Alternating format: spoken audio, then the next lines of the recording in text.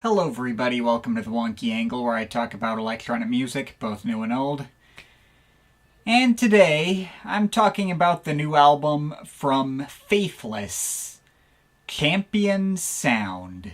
Okay, truth be told, I initially planned to make this a segment in the upcoming Some Stuff I Missed roundup, but after I wrote all of it out, I realized, I have more than enough to say to just fill up a regular video, so I just made it a regular video. What the heck? I could use something to tide over my upload schedule while I work on other stuff. And this is one of those acts that I've gotten loads of requests over the years to talk about, so here we go. It looks like your prayers are finally being answered. I'm doing a video on Faithless, best known as a three-piece progressive house, trance, and trip-hop outfit consisting of Rolo, Sister Bliss, and Maxi Jazz, the latter of whom unfortunately passed away in 2022. These guys were really big in the 90s, and while I'd never sat through their catalog before writing this segment, I've been aware of them for ages. I first came across them through the track God is a DJ, which I bought off an iTunes Essentials playlist way back when I was in high school, half out of just thinking the title was funny, but also getting surprised at how easy it was to actually just take seriously at face value. It's dance music as spiritual release. They sold the idea quite well. Now, given my typical wheelhouse is all things 90s electronic, and I've talked about pretty much all their other most notable contemporaries on the scene in some form, I suppose it was only a matter of time before I'd have to get around to hearing their stuff.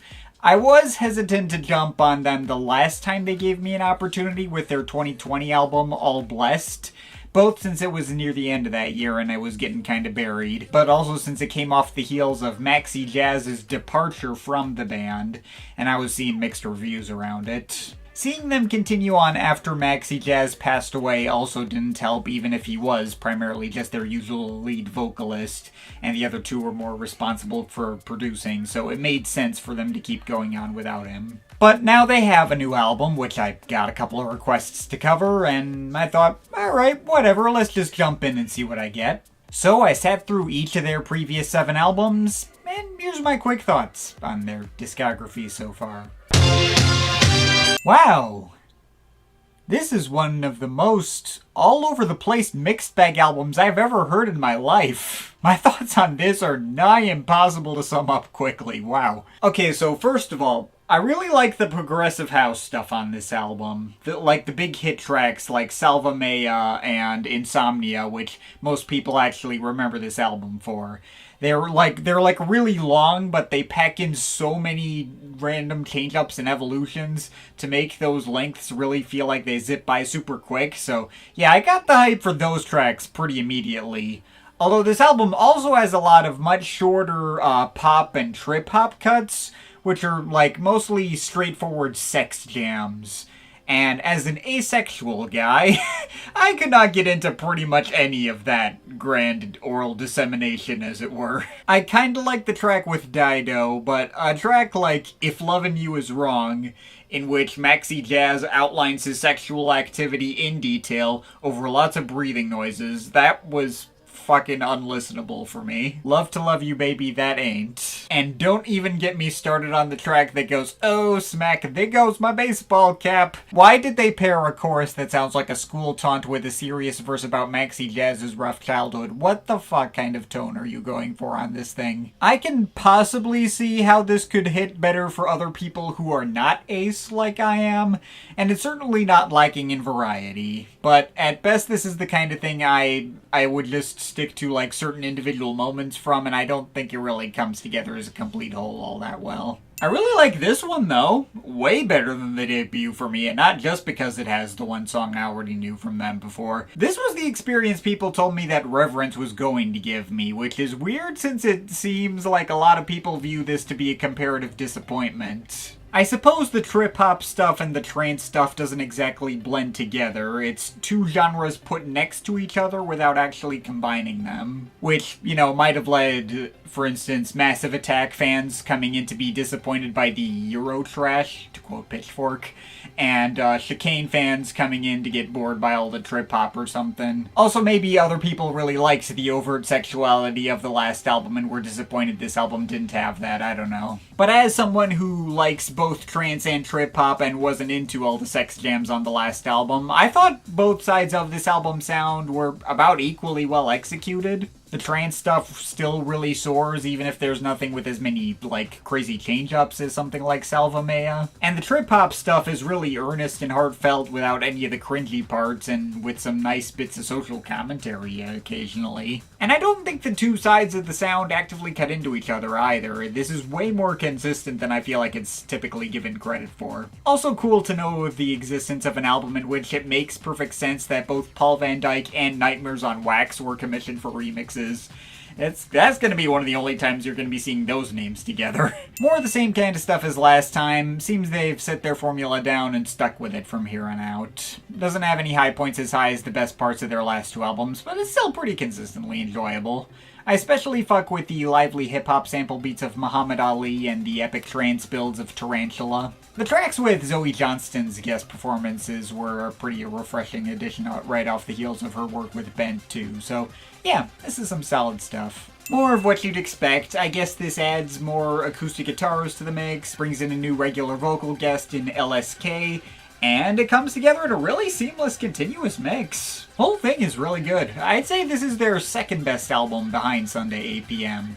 I think it was also their best-selling album up to that point. It went to #1 in the UK, so that's neat. This one's okay, but it mostly went in one ear and out the other. I like the opening and closing tracks, but aside from that, it's all stuff you've heard from them before, done less well, and the track with Robert Smith is one of the hardest to listen to things they've done since their debut, so yeah, not essential listening. A little better than the last one, and spreads its quality more equally over all its tracks, but still mostly fell in the background. I like the tracks Tweak Your Nipple, Flying High, Feeling Good, and Sun to Me, though there's still nothing here that they hadn't already done better on previous albums, so yeah, this is just decent, not really a keeper. And this came 10 years after the last one, a period within which the band went on hiatus, reformed briefly for touring, and then Maxi Jazz left the group, leaving the duo of Sister Bliss and Rollo.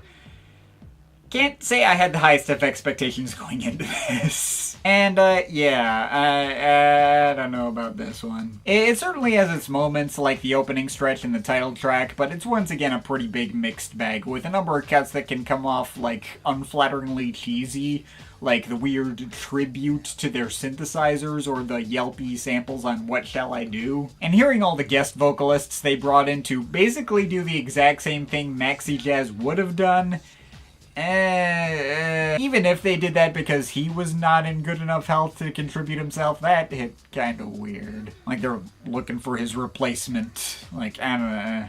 This is not awful by any stretch, but there's nothing here you need to go out of your way for either, so safe to skip, I would say. So that brings us to here. Yeah, the Faithless catalog as a whole had about as many highs and lows as I was expecting, such is the way of many commercial trance artists directly adjacent to their sphere.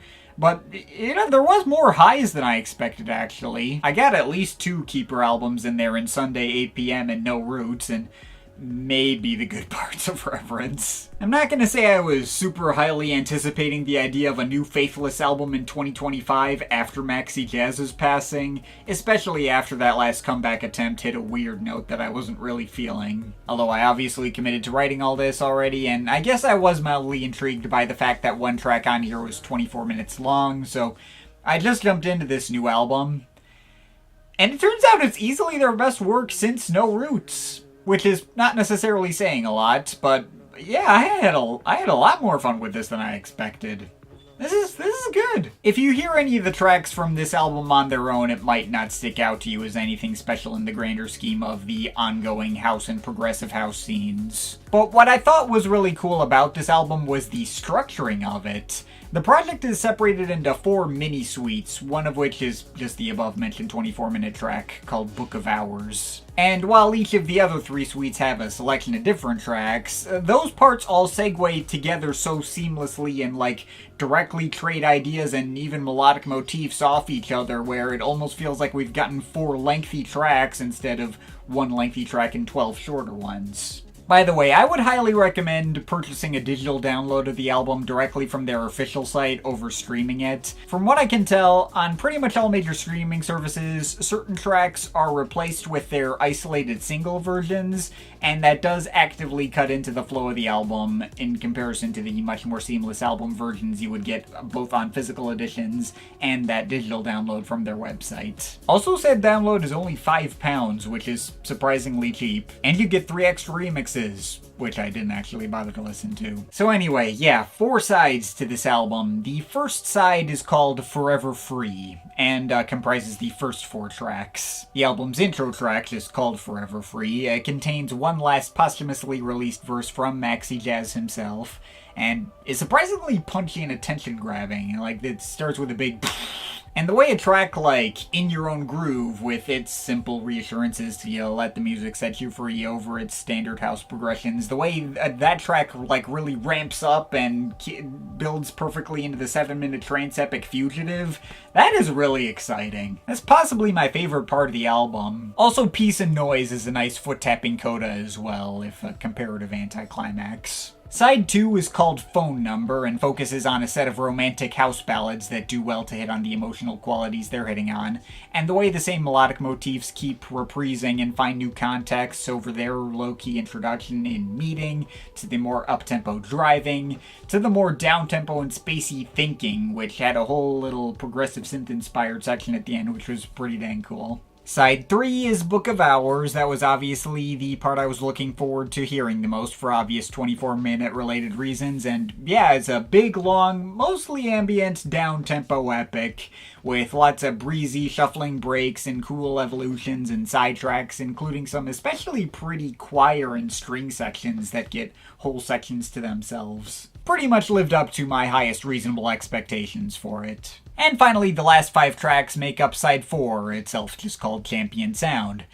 And, well, of the 4 sides, this is definitely the weakest and most fragmented. It's clear they took a bunch of otherwise unrelated house tunes and segued the pieces together after the fact, unlike the first 2 sides where it felt like most of the tracks may have been written, like, with the segues specifically in mind. And it's also the part where it feels like they're trying the hardest to get a pop crossover, especially given that one track with BB Rexa, which I'm not really a fan of. Mainly just because I do not like BB Rexa as a vocalist. But the segues make that track more tolerable than it would have been otherwise, and the rest of this side is still all enjoyable for what it is. Find a Way is one of the album's punchiest moments with those retro 90s house pianos. The title track brings in some dub reggae flavors and makes for a surprisingly strong and far superior companion to the BB Rexa cut. The track Emmanuel is alright, sounds like something that might have shown up on that Sofia Cortesi's album from 2 years ago, and Yes I Wanted To has a lot of kalimbas on it, which I like. Not exactly ending with a bang, but it's enjoyable. So yeah, Champion Sound is a full album. I wouldn't necessarily call it a masterpiece, but it was way better than I think it had any right to be, and certainly better than anything they'd put out in decades. I'm always a sucker for a good continuous mix, especially mixes as solid and well constructed as this album provides, really putting the prog back in progressive house, and really playing to their strengths in such a way where it feels like their continued existence after Maxi Jazz's passing feels like it could actually be viable. Don't really have much else to say here, but yeah, this was a pleasant surprise. If progressive house is your thing, I think it'll be worth giving a shot. It's one of the better albums I've heard in this particular vein this year so far, and I'm overall feeling a strong 7.5 out of 10 on it. But of course, this is just my opinion. You can feel free to disagree with it, but I'd like to hear your thoughts, so leave the comments in the comment thing down there. Shout out to my Patreon supporters. They're awesome people. You want to add yourself to that list, link to my Patreon is in the description. But yeah, that's pretty much it. That's all for today. See you next time.